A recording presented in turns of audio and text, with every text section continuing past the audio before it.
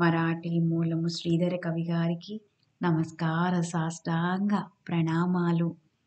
తెలుగు అనువాదము సాయినాథుని నారాయణరావు గారికి నమస్కార సాష్టాంగ ప్రణామాలు. తిరుమల తిరుపతి దేవస్థానము తిరుపతి వారికి నమస్కార సాష్టాంగ ప్రణామాలు. అధ్యాయము 33. శ్రీ గణేశాయ నమః. శ్రీ సీతారామచంద్రాభ్యాం నమః. శ్రీ సచ్చిదానంద సమర్థ సద్గురు సాయినాథ్ మహారాజ్ కి నమస్కార సాష్టాంగ ప్రణామాలు. సాయినాథ. ప్రతి ఒక్క గురువుకు పేరు పేరున నమస్కార సాష్టాంగ ప్రణామాలు. సూర్యకుల భూషణుడు, జానకీ నేత్ర సరోజాలకు సూర్యుని వంటివాడు, స్కందుని తండ్రికి మిత్రుడు, సూర్యకులోద్ధారకుడు, బ్రాహ్మణ శ్రేయోభిలాషి, సౌమిత్రాగ్రజుడు, శ్రీరాముడు, భక్తమానస చకోర చంద్రుడు, త్రివిధ తాపాలను నశింపచేసేవాడు, ఆనంద సముద్రుడు, భరత హృదయారవింద భ్రమరమైన వాడు, భవ భయహరుడు, రాజీవాక్షుడు, ముముక్షులనే చాతకాలకు మేఘం వంటివాడు, సకల కళాతీతుడు, అనంగుడు, ఆనందమయుడు, నిర్మలుడు, నిస్సంగుడు, అక్షయుడు, అభంగుడు, నిశ్చింతుడు, రణరంగధీరుడైన ఆ రఘునందనుకి ప్రణతులు ప్రణామాలు. రావణ హోమ విధ్వంసము. ముందు అధ్యాయాన్ని అనుసరించి హనుమంతుల వారు ద్రోణాద్రిని తెచ్చి సౌమిత్రిని కాపాడారు. తరువాత విభీషణుడు రామునితో రణరంగానికి రావణుడు రాలేదు, ఇంద్రజిత్తు వలె రహస్యంగా ఏదో యజ్ఞం చేస్తున్నాడు, ఆహుతుల పరిమళాలు గుబాళిస్తున్నాయి, ఆకాశమంతా పొగలు వ్యాపించాయి, అగ్నిలో నుంచి ప్రకాశవంతమైన రథం సగం బయటకు వచ్చింది. పూర్ణాహుతి అయితే రథం సంపూర్ణంగా వెలువడుతుంది. ఆ యజ్ఞం పూర్తి కాకముందే అక్కడికి వెళ్లి యాగాన్ని సర్వనాశనం చేయాలి అంటూ 10 మంది కపివీరులను ఆయత్తం చేశారు. వారు వరుసగా నలుడు, నీలుడు, జాంబవంతుడు, అంగదుడు, హనుమంతుల వారు, గవయుడు, గవాక్షుడు, గంధమాదనుడు, శరభుడు, కేసరి, పావలోచనుడు అందరూ రఘువీరునికి నమస్కరించి బయలుదేరారు. ఆ 10 మంది క్షణంలో దశ దిశలు జయించి రాగాల ధీరులు వెంటనే ఆకాశంలోకి ఎగిరి దశముఖునిపైకి దండెత్తారు. పక్షి ఆకాశంలో ఎగిరినట్టు ఎగిరి క్షణంలో వారు లంకను చేరి రావణునికే ప్రతి ఇల్లు శోధించారు. కనపడ్డ రాక్షసుల నెల్లా రావణుడెక్కడ ఉన్నాడో వెంటనే చూపమని చావబాదారు. లంకంతా శోధించినా రావణాసురుని జాడ తెలియలేదు. ఆ సమయంలో విభీషణుడి భార్య సరమ ఆ రహస్య ప్రదేశాన్ని చూపించింది. గట్టి రక్షణ గల గుహలో దురాచారి కపటి అయిన రావణుడున్నాడని తెలిపింది. ఆ మాటలు విన్నంతనే వానరులు ఆ గుహకు అడ్డంగా ఉన్న రాతిని పగలగొట్టి మార్గాన్ని సుగమం చేశారు. అక్కడ కాపలా ఉన్న రాక్షసులందరినీ క్షణంలో వధించి వానర గణాలు లోనికి ప్రవేశించాయి. విస్తీర్ణమైన ఆ గుహలో ప్రచండమైన శివాలయము, దాని ముందు దివ్యంగా ప్రజ్వరిల్లుతున్న హోమగుండంలో దశముఖుడు కళ్ళు మూసుకుని ఆహుతులు సమర్పించసాగారు. చుట్టూ రక్త మధ్య మాంసాల రాసులు పర్వతాల్లాగా ఉన్నాయి. అసంఖ్యాకంగా కుంకాళాలు పడి ఉన్నాయి. రక్త స్నానం చేసి లంకానాథుడు వజ్రాసనంలో ఆసీనుడై ఉన్నాడు.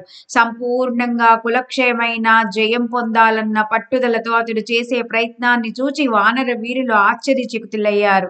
పెనుశిలలు గైకొని వానరులు హోమగుండాన్ని, సకల సామాగ్రిని, యజ్ఞ పాత్రలను విధ్వంసం చేశారు. అయినా రావణునికి బాహ్య ప్రజ్ఞ కలగలేదు.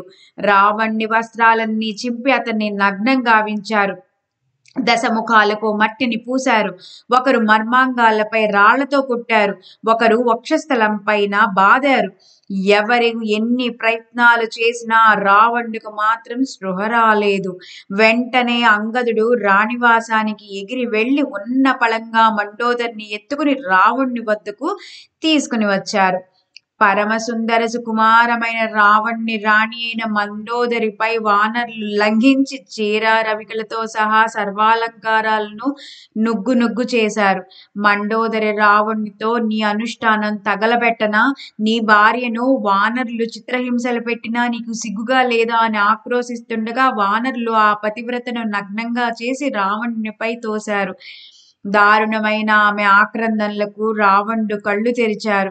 హోమమంతా విధ్వంసం చేశారని మండోదరి చెప్పగా లంకాపతి కోపంతో తటాలున లేచి వానరుల మీద కురికాడు. చాలా మంది వానరుల కాళ్ళు పట్టుకుని నేలకేసి బాదారు. అగంధ మారుతులకు అనేకమైన ముష్టిఘాతాలిచ్చారు. వానరులంతా సువేల చలానికి తిరిగి వెళ్లి రావణుడు యుద్ధానికి ఆయత్తమై వస్తున్నాడని చెప్పారు.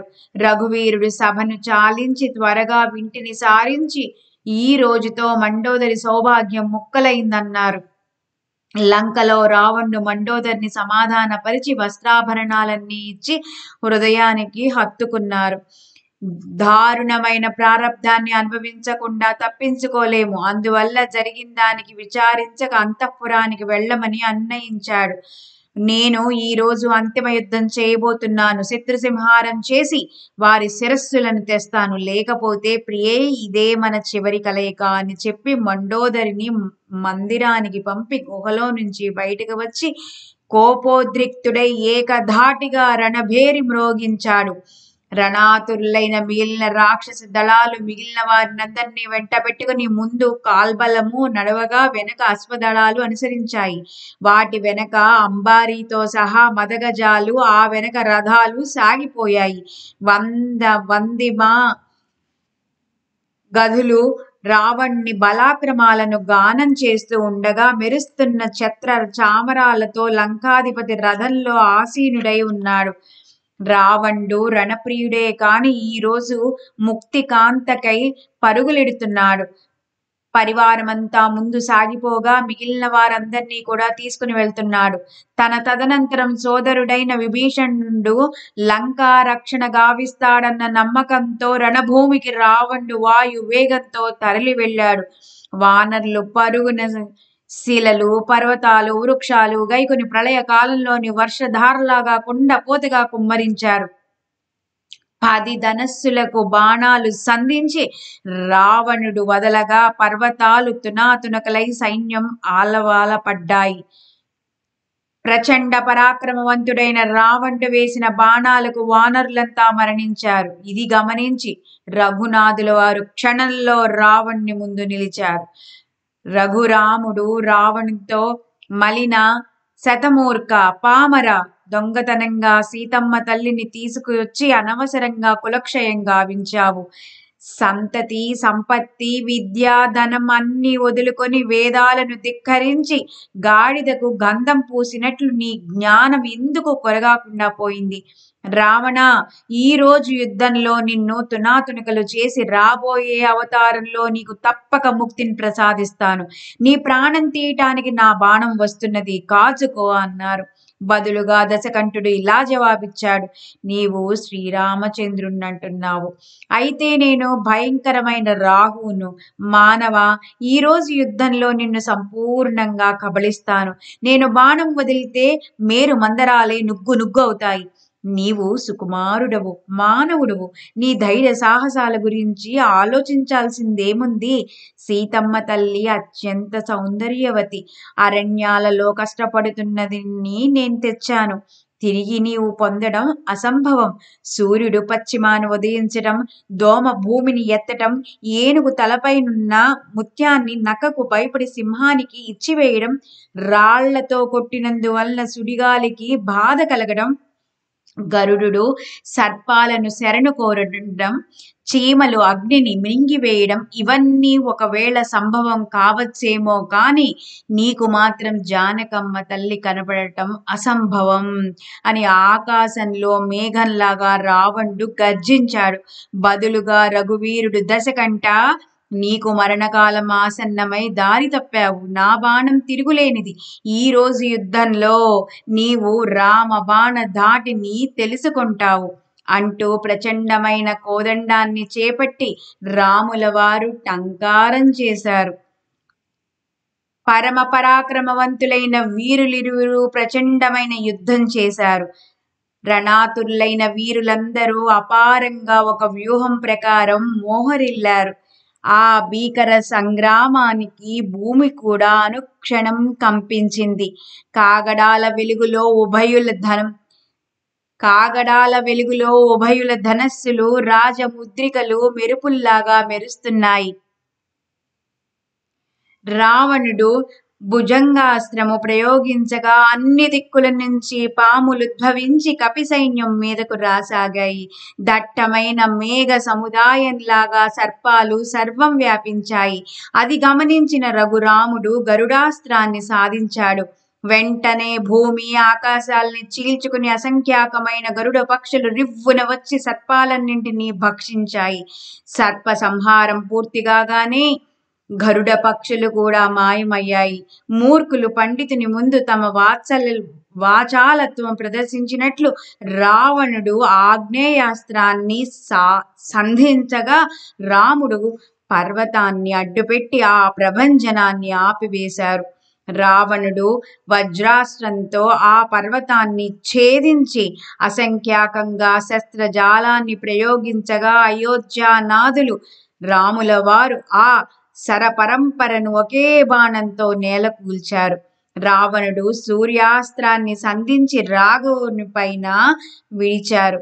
రాముడు బాణాన్ని సంధించేంతలో ఆ బాణం శ్రీరాముని చరణాలకు తగిలి ఆవుల వైపుకు దూసుకుని వెళ్ళిపోయింది. రాముని పాదాలు సుకుమారమైనవి.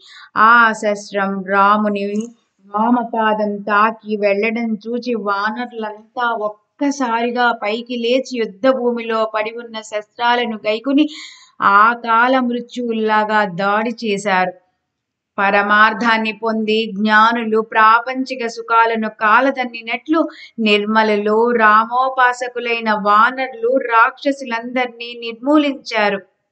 అవధులు లేని అహంకార మకుటాన్ని పరమార్థ బాణం బూడిద చేసింది. త్రయావస్థలని అంతులేని కవచాలను సూర్య ఖడ్గాలు ముక్కలు చేశాయి. సమవృత్తి శస్త్రాలను చేపట్టి ద్వేష ధనుస్సులను సంపూర్ణంగా తుత్తునీయలు చేశారు.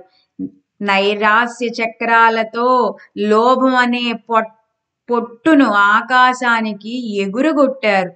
ఆత్మ సాక్షాత్కార బాణాలు సిద్ధి పతాకాలను పూర్తిగా ఖండించాయి. బోధ పరశువు మోహ ధ్వజాన్ని ఛేదించింది. అనుసంధాన పరిఘను గైకుని అవిద్యా రథాన్ని చూర్ణం చేశారు. అభేదాస్త్రం వదిలి ద్వైతాదాంగాలను ఛేదించారు. నివృత్తి అస్త్రంతో ప్రవృత్తి శస్త్రాలను చూర్ణం చేశారు. విరక్తి గదను చేబూని కామకుంజరాన్ని అణగద్రొక్కారు. ముందు నడిచే క్రోధ మద మత్సరం అహంకారాలనే కాల్బలాన్ని శమదమాస్త్రాలతో నుగ్గు చేశారు. సంకల్పం, ద్వేషం, కుటిలత్వం అనే అసురుల అశ్వాలను సమాధానమనే ప్రబలమైన శక్తులతో విచ్ఛేదించారు. ఆశ, కోరిక, కామనలో మోహం దారుణంగా పైకి రాగా మనోజయమనే డాలుతో రామభక్తులు అడ్డుకుంటున్నారు. ఆ విధంగా వానరులు విపరీతంగా అసుర దళాలను అణిచివేశారు. రావణుడు తమ సముదాయాన్ని ప్రయోగించాడు గాని మాయ అతన్ని కప్పివేసింది. కొండ మీద మేఘంలాగా రావణుడు రథారూఢుడు కాగా నేలపై అయోధ్యానాథుడు అచంచలంగా ఉన్నాడు. అది గమనించి వాచస్పతి ఇంద్రునితో, రాజాదిరాజు త్రిభువనేశ్వరుడు, గుణ సముద్రుడు, ఉదారుడు, ధీరుడు అయిన శ్రీరామచంద్రుడు సీతను తీసుకుని పోవడం నిమిత్త మాత్రమే అని తెలిసి కూడా మనల్ని బంధ విముక్తులను చేయటానికి యుద్ధం చేస్తున్నారు. ఈ సమయంలో వెంటనే వీరికి మీ రథాన్ని పంపవలసింది అని సూచించారు. సారథ్యంలో నిపుణుడైన మాతలిని తక్షణమే పిలిపించి సహస్రనయనుడు ఇలా అన్నాడు. శస్త్రాస్త్రాలన్నీ నింపి దివ్యాస్వాలను పూంచి తలతలలాడే నా రథాన్ని వెంటనే త్రికూట పర్వతం వద్దకు తీసుకుని వెళ్ళవలసింది. అనుమతి గైకొని నమస్కరించి వెంటనే మాతలి వేగంగా వెళ్ళిపోయాడు. కన్ను మూసి కన్ను తెరిచేంతలో రథం రాముని వద్దకు వచ్చింది. మాతలి రథం దిగి శ్రీరామునికి ప్రణామం చేసి, రాజీవాక్ష, తమాల నీలా, తమరు రథాన్ని అధిరోహించి యుద్ధం చేయవలనని దేవేంద్రుడు తన రథాన్ని పంపారు. నా పేరు మాతలి, యుద్ధ భూమంతా రథంలో త్రిప్పగలను అని పలుకగా విని జగదాత్మయైన రఘువీరుడు ఎంతో ఆనందించారు. ఆకలి కొన్నవానికి సమయానికి అన్నం పెట్టినట్లు, దప్పిక కొన్నవానికి చల్లని నీటినిచ్చినట్లు, రోగికి మేలిమి మందు దొరికినట్లు, మరణించే వానికి అమృతం దొరికినట్లు, దరిద్రునికి ధనం లభించినట్లు, యుద్ధంలో సహాయం లభ్యమైనట్లు పురంధరుడు సమయోచితంగా సంధ్యానాన్ని పంపారు. అతడి జన్మ ధన్యమైంది. ఉదయాచలంపై సూర్యుని వలె, సుపర్ణునిపై నారాయణు వలె జగద్వంద్యుడు దశరథ తనయుడైన రఘురాములు రథానికి ప్రదక్షిణ చేసి నేర్పరి అయిన సారథి మాతలి ముందు కూర్చొని ఉండగా రథాన్ని అధిరోహించి యుద్ధ భూమికి తరలి వెళ్లారు. రఘురాములు రథాన్ని అధిరోహించడం చూచి వానర సైన్యమంతా ఆనందించింది. జయ హో రఘురామ! సంపూర్ణంగా రామునికి చేయూతనిచ్చిన సచీపతి జన్మధన్యమైందని కొనియాడారు. శ్రీరామునికి దేవేంద్రుడు రథాన్ని పంపటం చూచి లంకానాథుడు అపరిమితమైన కోపంతో పళ్ళు కొరికాడు. రాజహంసను చూచి కాకి కుమిలినట్లు, భాగ్యవంతుని చూచి దుర్జనులకు అమితమైన ద్వేషం రగిలినట్లు, మహాత్ముల మహిమలు చూచి పతితులు ఓర్వలేనట్లు, శివ ప్రతిమను కళ్ళారా చూచి మ్లేచ్చులు దుఃఖించినట్లు, హరికీర్తన విని భూత ప్రేతాల మనస్సు విరిగిపోయినట్లు రాముని రథాన్ని చూచి రావణుడు క్షోభిల్లాడు. ఇంద్రజిత్తు యుద్ధంలో మరణించాడన్న వార్త కంటే, మండోదరిని వానరగణాలు పరాభివించిన దానికంటే రావణునికి ఆ రథాన్ని చూచి ఎక్కువ దుఃఖం వాటిల్లింది. ఈ విధంగా విపరీతమైన కోపంతో రావణుడు బాణం వెంట బాణం వదలగా రాముడు గురి తప్పకుండా అన్నింటినీ తునకలు చేశారు. సింహాల వలె ఇద్దరు హాహాకారాలు చేస్తూ దారుణంగా యుద్ధం చేశారు. ఒకరిపైనొకరు వేసుకున్న బాణాలు మంటపంలాగా తయారయ్యాయి. ఆ యుద్ధం చూచి ముల్లోకాలు భీతిల్లాయి. ఆ బాణ ధాటికి ఆకాశం అగుపడకుండా పోయింది. దేవతలు విమానాలు వదిలి పారిపోయారు. అద్భుతమైన బాణదాటికి సూర్య చంద్రుల గమనం ఆగిపోయింది. గాలి చొరబడడానికి కూడా అక్కడ వీలు లేదు. మేఘాలు రక్తాన్ని వర్షించాయి. నక్షత్రాలు త్వరగా రాలిపోయాయి. విపరీతమైన మెరుపులతో భూమి కంపించింది. సప్తపాతాళాలు దద్దరిల్లాయి. శేష కూర్మాలు కూడా కలవరం చెందాయి. వారిరువురి యుద్ధం చూసి రాక్షస వానర సైన్యాలు కూడా భయకంపితులయ్యాయి. ఒకరు కాలుడైతే మరొకరు మహాకాలుడు, ఒకరు దావాగ్ని అయితే మరొకరు బడవాగ్ని. క్రోధంతో ఇరువురు భూమండలాన్ని మింగివేయాలనుకుంటున్నారు.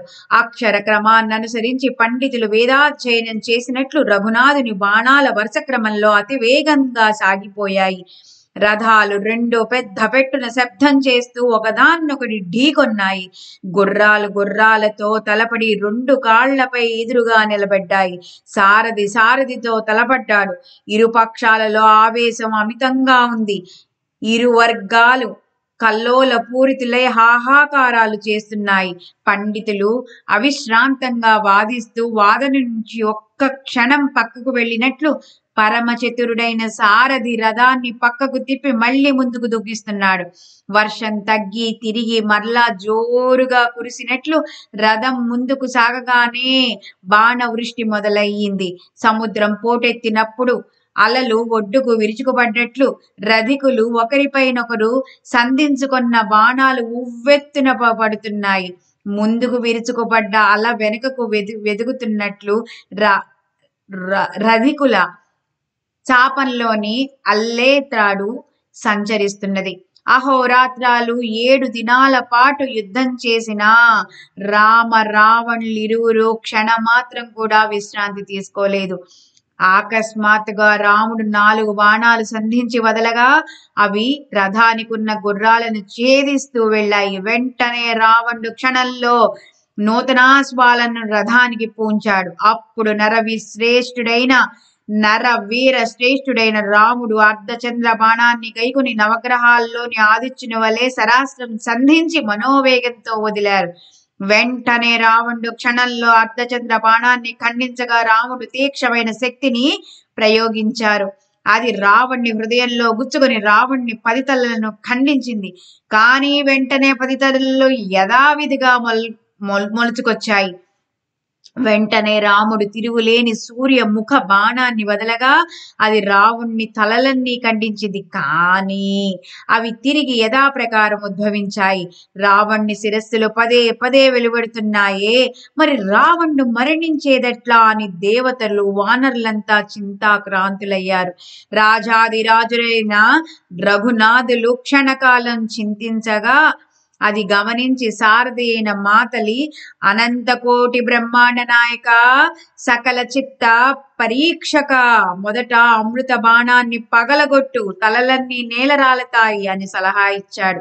మాతలి మాటలపై గౌరవంతో జనక జామాత అగస్త్య దత్తమైన బాణాన్ని గైకొని త్వరగా వదిలారు. రావణ సంహారం. దేవతలలో ఇంద్రుని వలె, పక్షులలో గరుడుని వలె, పాములలో ఆదిశేషుని వలె, వానరులలో హనుమంతుని వలె, శాస్త్రాలలో వేదవంతుల వలె, నక్షత్రాలను మాయం చేసే ఆదిత్యుని వలె, శస్త్రాలలో సుదర్శనం వలె, తీర్థాలలో ప్రయాగ వలె, నక్షత్రాలలో చంద్రుని వలె ఆ బాణం అతి సమర్థవంతమైనది. శేష కూర్మ వరాహాలు, ధరణి, సప్త సముద్రాలు, సూర్య చంద్రులు వీరందరూ వారి వారి శక్తిని ఆ బాణంలో నియమించారు. అగ్ని, వాయువు, ఇంద్రుడు, సూర్యుడు, కుబేరుడు, యముడు, వరుణుడు, దేవ ఋషులు తమ సామర్థ్యాన్నంతా ఆ బాణగ్రానం ఉంచారు. ఆ బాణాన్ని తునీరం నుండి వెలికి తీయగానే సహస్ర సూర్య ప్రభలు భూమండలమంతా వ్యాపించాయి. ఆ వెలుతురు చూడలేక అందరి కళ్ళు నేలవాలాయి. బాణముఖంలో బ్రహ్మాస్త్రాన్ని స్థాపించి రాజీవ నేత్రుడు శరాన్ని వింటికి సంధించాడు. సీతాపతి ఆ బాణాన్ని ఆకర్ణాంతం సారించి వదలగా జనులందరికీ కల్పాంతమే వచ్చిందా అన్నట్లుగా ఉంది. అత్యంత తేజోరాశి అయిన ఆ బాణదాటికి శశి సూర్యులే లుప్తమైనారు. దేవతలంతా విమానాలలో పారిపోయారు. నీళ్లు లేని కుండ ఊగినట్లు భూమి ఊగిసలాడగా ప్రపంచ వీరులంతా మూర్ఛిల్లారు. ఆ బాణం జగద్వంద్యుని చెవిలో, స్వామి, నేను దశకంఠుని ప్రాణాన్ని అమృత భాండంతో సహా తీసుకుని వస్తాను అని పలికింది. వెంటనే రావణ్ణి వక్షస్థలానికి గురిపెట్టి తమాల నీలుడు బాణం వేయగా బ్రహ్మాండమంతా ఆనందంతో ఉప్పొంగింది. అసంఖ్యాకమైన మెరుపులు ఒక్కసారిగా ఫెళ ఫెళ రావాలతో మెరిసినట్లు ఆ బాణం రావణ్ణి హృదయంలో సంచరించి భాండంతో సహా వక్షస్థలాన్ని ముక్కలు చేసింది. హృదయం ఛిద్రమై విశాలమైన సింహద్వారం వలెనున్న రావణుని శరీరం క్రింద పడిపోయింది.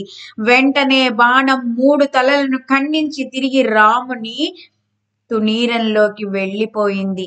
మిగిలిన తలలు కూడా ఛేదించడానికి రఘునాథుడు బాణం తీయబోగా లక్ష్మణుడు, స్వామీ, యుద్ధం అయిపోయింది. నీ బాణం తాకక ముందే రావణుడి ప్రాణం పోయింది. ప్రేతాన్ని చూడటానికి జనమంతా పోతున్నారు అని ప్రార్థించాడు. తునీరంతో సహా ధనుస్సుని సౌమిత్రికినిచ్చి రాముడు నేటితో తన అవతార కార్యం ముగిసిందన్నాడు. సర్వత్రా జయ జయ ధ్వానాలు మిన్నంటాయి.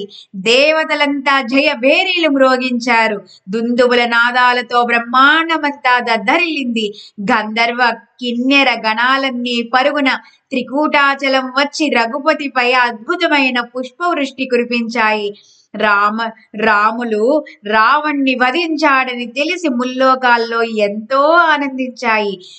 ఋషీశ్వరులంతా సంతోషించారు. వానరులంతా ఆనందంతో నాట్యం చేశారు. రాముని చుట్టూ ఉన్న వీరులందరూ సమూలంగా పిగిలించబడ్డ మహావృక్షంలాగా పడి ఉన్న రావణ్ణి చూడటానికి వెళ్లారు. ముఖంపై గద్దలు కూర్చొని రావణ్ణి కళ్ళు పీక్కుతుంటున్నాయి. రక్తం నలువైపులా వరదలై కారిపోతున్నది. ముఖమంతా మట్టి కొట్టుకుని మకుటం నేలపై పడి ఉన్నది. ఆ స్థితిలో అందరూ రావణ్ణి పరికిస్తూ ఉంటే విభీషణుడికి దుఃఖం పొంగి పొర్లింది. నేలపై పడి రెండు చేతులతో గుండెలను తరుముకుంటూ, నీవు గతించిన తరువాత దిక్కులన్నీ శూన్యంగా గోచరిస్తున్నాయి. నీ ప్రతాపం అమోఘమైనది. నీ కోపం బడబాలతో సమానం. నీ నైపుణ్యం సాగర సమం. వేదాలనే ఖండించిన వాడవు. దారుణమైన తపోమనరించి సంపూర్ణంగా సంతతి సంపత్తులు అనుభవించి దేవతల గర్వమణించి బందీలుగా చేశావు. నీ కారణంగా ఆది పురుషుడు రఘురాములు అవతరించారు. నిర్గుణ్ణి సగుణ్ణిగా చేసి లంకేశుడు అద్భుత కార్యాన్ని సాధించాడు. నిర్వికారుడైన పరమ పురుషుని ప్రత్యక్షంగా చూపించాడు. జానకమ్మ తల్లిని తెచ్చి మాకందరికీ ఉపకారం చేశావు. వేదవంజుడైన రాజీవ నేత్రుని మా ప్రాణమిత్రుని చేశావు. సుగ్రీవునితో సహా మాకందరకు రావణుడెంతో మేలు చేశాడా? రావణ, పరబ్రహ్మ చిత్స్వరూపుడైన రాముడు నీ వల్ల అవతారం ధరించి నీ కీర్తిని ఆచంద్రార్కం పెంపొందించాడు అని విలపించసాగాడు. శ్రీరాముల వారు విభీషణుతో, నీవు వివేకమూర్తివి. నశ్వరమైన దాన్ని గురించి ఎందుకు శోకిస్తావు? అంతటా వ్యాపించి ఉన్న ఈ జగత్తు, అంబరం అన్ని ఎండమావులే మిథ్యయే. వంధ్యావల్లి ఫలం వలె మూలంలోనే అంతా అసత్యం. అండపిండ బ్రహ్మాండం ఆకారం నశించిపోయేదే. నిరాకారమే సత్యమో.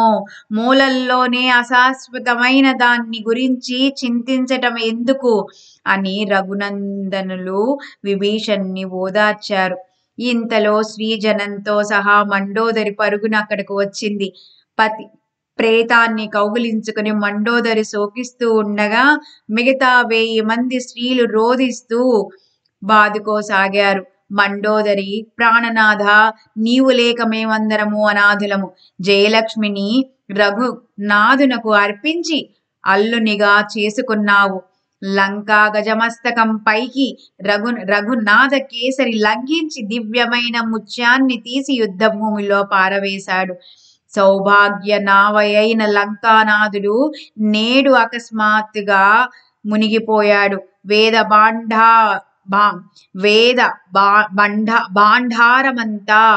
భాండారమంతా నేడు యుద్ధభూమిలో వీగిపోయింది. సీతమ్మ తల్లి కారణంగా రఘునందన్ని లంకకు రప్పించి బాహ్యంగా విరోధం నటిస్తూ ఆంతర్యంలో భజిస్తూ వ్యవహరించావు.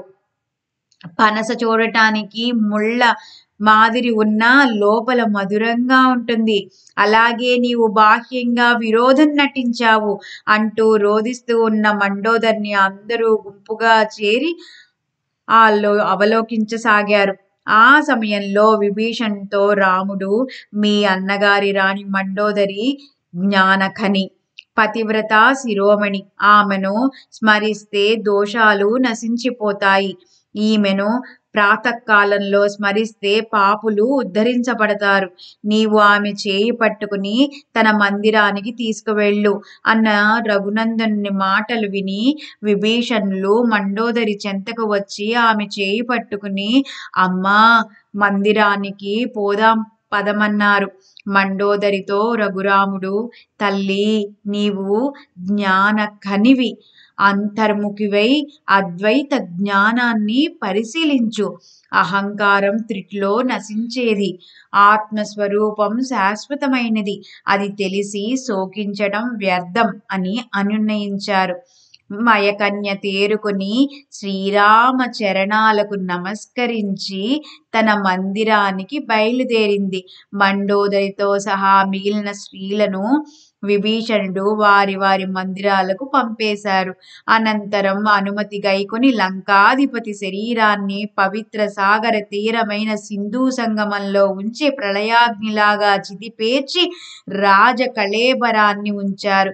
స్వయంగా బ్రహ్మ ఏం చేయాలో చెబుతూ ఉండగా విభీషణుడు ఉత్తర క్రియలు యథావిధిగా నిర్వర్తించాడు.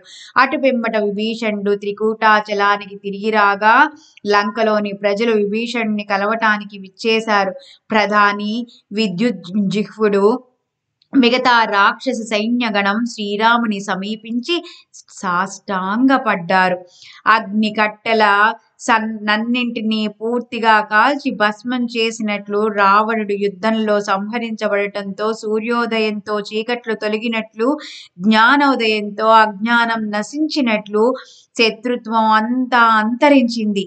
త్రికూటాచలం వచ్చిన రాక్షస సేన మాకు విభీషణుని ఆనతే ఆధారం అని అన్నారు. వానరులంతా లంకకు విచ్చేసి నగరం నలువైపులా అవలోకిస్తున్నారు. విభీషణుని రాజ్యస్థాపన. అనంతరం విభీషణుడు శ్రీరాముని ముందు చేతులు జోడించి మృదు మంజుల స్వరంతో ప్రేమపూర్వకంగా రాజీవ దళనయన పురాణ పురుష సీతారమణ బ్రహ్మాండ నాయక గుణ సంపన్న లంకకు రావలసింది. విరించి నిర్మితమైన లంకా నగరాన్ని మీరు ఒకసారి తిలకించి సౌందర్య రాస సీతమ్మ తల్లిని ప్రతిగ్రహించి అయోధ్యకు వెళ్ళవలసింది అని ప్రార్థించారు. అందుకు జగద్గురువు సుహాసవదనుడైన రఘుపతి నేను నీకు లంకను దానంగా ఇచ్చాను, అక్కడకు రావటం తగని పని అన్నాడు. కన్యాదానం చేసిన తర్వాత ఆ ఇంట్లో భుజించకూడదు. విప్రుడికి దానమిచ్చిన అనంతరం ఆ ఇంటికి ఎన్నడూ వెళ్ళకూడదు. సత్పాత్రుడికి గోదానం చేస్తే దాని పాలు తీసుకోరాదు. ఆ విధంగానే లంకకు రావడం జరగని పని. పైగా భరతుని కలవకుండా నేను మంగళ స్నానాలు, నానా భోగాలు, తాంబూల భోజనాదులు స్వీకరించలేను. భరతుని కలిసిన తర్వాతే వ్రతం పూర్తవుతుంది అని సౌమిత్రిని సుగ్రీవుని పిలిచి మీరు వానరులతో సహా లంకకు వెళ్ళిరండి. సుముహూర్తం నిర్ణయించి విభీషణుడికి పట్టం కట్టండి. బందీలుగా ఉన్న రాజులను దేవతలను విముక్తులు చేయండి. అనేక వస్తువులను రావణుడు బలవంతంగా లంకలో ఉంచాడు. ఎవరికి వారివి తిరిగి ఇచ్చి సంతోషపెట్టండి అని ఆనతిచ్చారు రాఘవులు. వెంటనే సౌమిత్రి సుగ్రీవుడు లంకకు బయలుదేరారు. విభీషణుడు రామునికి సాష్టాంగ నమస్కారం చేయగా విభీషణ నీ స్థానం బలి, ధ్రువుడు, ఉపమన్యుల సరసన ఉంటుంది అని ఆశీర్వదించారు శ్రీరాముల వారు. రాఘవుని ఆనతితో వెంటనే లంకకు వెళ్ళి పట్టాభిషేకానికి కావలసిన సామాగ్రిని సిద్ధం చేశారు. మంత్రాలు, వేద ఘోషాల మధ్య విభీషణులో సింహాసనాధీసుడయ్యారు. దివ్య ఛత్రంతో ఎన్నో ఊరేగింపులు చేసి ఉత్సవాలు జరిపారు. సుగ్రీవుని, లక్ష్మణ్ణి ఎన్నో వస్త్రాభరణాలతో విభీషణుడు ఆదరించి గౌరవించారు. వానర సైన్యాలను వస్త్రాభరణాలతో సత్కరించారు. లంకను కలయజూచిన సుగ్రీవ లక్ష్మణులకు తనివి తీరలేదు. మనసు ఆహ్లాదమైంది. విభీషణునికి వీడ్కోలు చెప్పి తిరిగి త్రికూటాచలం చేరారు. శ్రీరామునికి అన్ని విశేషాలు వివరించారు. సదాశివ బ్రహ్మేంద్రాదులు శ్రీరాముని దర్శించటం. ఆ సమయాన బ్రహ్మ, రుద్ర, ఇంద్రాదులు 33 కోట్ల దేవతలు కలిసి రఘునాథుని దర్శనానికి వచ్చారు. అష్ట వసువులు, ఏకదశ రుద్రులు, మరుద్గణము, ద్వాదశాదిత్యులు, గణ గంధర్వ యక్ష కిన్నరులు, సిద్ధ చారణులు అంతా విచ్చేశారు. అష్టనాయికలు, దిక్పాలకులు, 88,000 ముని బృందాలు, 56 దేశాల ప్రభువులు రామ దర్శనానికి పరుగున చేరారు. సప్తద్వీప నవఖండ ప్రజలు, పాతాళవాసులు, నాగలోకవాసులు, ఉపదేవ కర్మదేవులు త్రికూటాచలం చేరారు. అసంఖ్యాక వాద్య ఘోషతో దిక్కులు పిక్కటిల్లాయి. అందరి నోట రఘునందన్ని చర్చే వినిపించసాగింది. త్రికూటా పర్వతం పైన దేవతలంతా నలుమూలల నుండి కలిశారు. దేవతల్లో ముఖ్యులైన బ్రహ్మ, ఇంద్ర, ఈశ్వరులు కూడా ఈ రఘునందన్ని చూచి ఎవరికి ఎలా అనిపించిందని మాట్లాడుకోసాగారు. రఘువీరుని చూచి మనస్సులో అపర్ణారమణుడు నా హృదయంలో ఈతని పేరు తలిస్తేనే చల్లబడింది అనుకోగా, బ్రహ్మ రఘుపతిని గమనిస్తూ ఈతడు క్షీరాబ్ది నివాసి, జగదాత్ముడైన నా జనకుడు అని భావించాడు. తనని వెన్నంటి రక్షించే రక్షకుడని ఇంద్రుడు తలపోశాడు. కోటి మన్మధుల పిత ఈతడే అని సురగణాలు భావించాయి. భక్తులకు పూర్ణ బ్రహ్మంలాగా గోచరించారు. సదాశివుని గమనించగానే సీతాపతి మనసు ఆనందభరితమయ్యి ఆసనం వదిలి పరుగున వచ్చారు. పాదాలకు అభివందనం చేయగా త్రిపురారి లేవనెత్తి ఆలింగనం చేసుకున్నారు. శ్రీరాములు నీల మేఘ శ్యాముడు, త్రిలోచనుడు, కర్పూర గౌరుడు, వారి సమాగమం చంద్రబింబంలో మృగ చిహ్నంలాగా అలరారుతోంది. క్షీరాబ్దిలో నీలవర్ణంతో ఆది నారాయణుడు శోభిల్లుతున్నట్లు గంగా యమునలు కలిసి కృష్ణవర్ణంగా కనిపించినట్లు భక్తుల పూజ పేటికలో సాలగ్రామంలాగా శివ శ్రీరాముల ఆలింగనం శోభిల్లింది. శ్వేతోత్పల మకరందాన్ని భ్రమరం ప్రీతితో ఆస్వాదించినట్లు శివ సీతానాథుల ఆలింగనం కనువిందు చేసింది. శివకేశవుల నామాలే భిన్నం కాని వారికి భేదం లేనట్లు వారు ఒక్కటిగా గోచరిస్తున్నారు. అభేద నామ నిర్గుణ స్వరూపం నుంచే సకల సృష్టి జనిస్తుంది. తర్వాత విరించిన తండ్రి శ్రీమన్నారాయణుడే శ్రీరాముడని తెలిసి హృదయానికి హత్తుకున్నారు. అటు పిమ్మట దేవేంద్రుడు నమస్కరించగా తప్త కాంచన వర్ణ సుందరుడైన రఘుపతి అతన్ని ప్రేమతో ఆలింగనం చేసుకున్నారు. దేవతలనందరినీ కైవల్యదాత అయిన రఘురాముడు ఆనందంగా కలుసుకున్నారు. అసంఖ్యాకంగా ఉన్న దేవతలు, మునులు, చిన్న పెద్ద అందరినీ సీతాపతి సముచిత రీతిన పలకరించారు. వాద్యాల ఘోషలో అష్టనాయికలు నృత్యం చేస్తుండగా సకల దేవతలతో సహా రఘురాములు సభ తీరారు. వీణ చేబూని నారద తుంబుర్లు సామగానం చేస్తూ ఉండగా రఘువీర్లు సాదరంగా తిలకించారు. శ్రీరామ విజయ గ్రంథం పావనమైనది. యుద్ధకాండ ఇంతటితో సమాప్తము. ఉత్తరకాండ అగాధమైనది. మున్ముందు అవతరించండి. మకుటంపై మణి ప్రకాశంలాగా, దేవాలయంపై మెరిసే కలశంలాగా తేజోవంతమైనది. భోజనంలో పెరుగన్నంలాగా, శ్రవణం చివర మననంలాగా, తపాంతంలో పూర్ణఫలంలాగా ఉత్తరకాండ రసభరితమైనది. ఆరంభంలో కథ అతి మధురం. జానకి రఘుపతుల కలయిక రాగవాజ్ఞను పాలించి హనుమంతుల వారు జానకమ్మను పిలుచుకొని రావటం మొదలైనవి ఉంటాయి. ఈ కథ అతి మధురం మధురం మధురం. శ్రీరామ భక్తులు బ్రహ్మానందంలో తేలియాడుతూ ప్రేమ ముప్పరిగొనగా రామ విజయ శ్రవణం చేస్తారు. శ్రీమద్వైమాతట విలస బ్రహ్మానంద గురువర్య శ్రీధరుడు త్రికరణ శుద్ధిగా నీ పాదాలపై అనన్య శరణాగతి నొందాడు. స్వస్తి. శ్రీరామ విజయ గ్రంథం సుందరమైనది. వాల్మీకి విరచిత శ్రీమద్ రామాయణ మహాకావ్యం ఆధారంగా రచించబడింది. చతురులైన పండితులు సదా ఈ రామకథను శ్రవణం చేస్తారు. శ్రీ సీతారామచంద్రార్పణమస్తు. శ్రీ సాయినాథార్పణమస్తు. ఓం సాయిరాం సాయిరాం సాయిరాం. 33వ అధ్యాయం మధురం మధురం మధురం.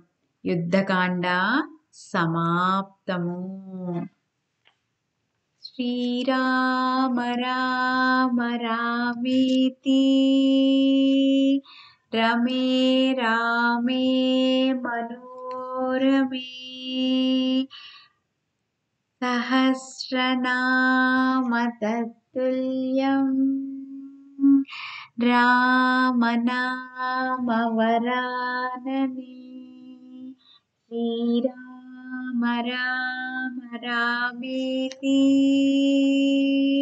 రమే రామే మనోరమే సహస్రనామ తత్తుల్యం రామనామ వరాననే. శ్రీరామ రామ రామేతి రమే రామే మనోరమే సహస్రనామ తత్తుల్యం రామనామ వరాననే. లోకా సమస్తా సుఖినో భవంతు. సర్వే జనా సుఖినో భవంతు. స్వస్తి.